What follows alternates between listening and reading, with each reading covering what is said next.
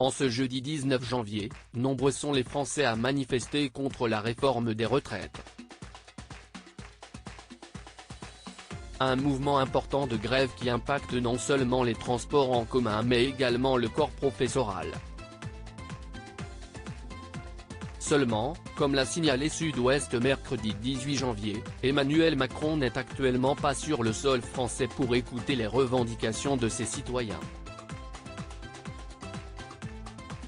Pour cause, le chef d'État est actuellement à Barcelone afin de signer le traité d'amitié et de coopération avec le Premier ministre espagnol, Pedro Sánchez.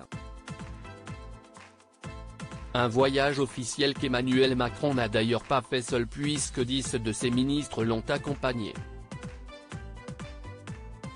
Mais en pleine période de grève, ce déplacement fait grincer les dents de beaucoup.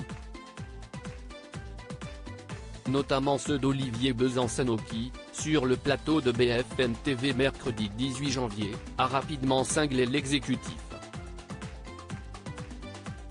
Les bras m'en tombent, a-t-il rapidement assuré, dépité. Avant de renchérir sur le voyage du président, c'est super méprisant.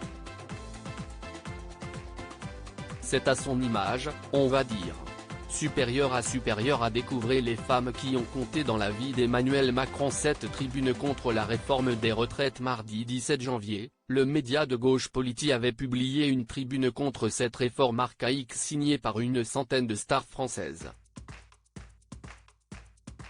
Des personnalités issues non seulement du milieu du 7e art, mais également du petit écran et du monde littéraire. Le but ? Combattre ce projet de réforme archaïque et terriblement inégalitaire, ont fait savoir les personnalités signataires de cette tribune.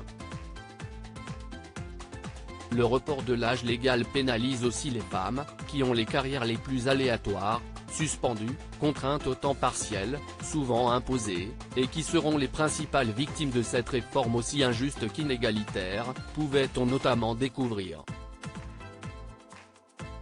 Un texte engagé dans lequel les personnalités saines sont également prises à Emmanuel Macron.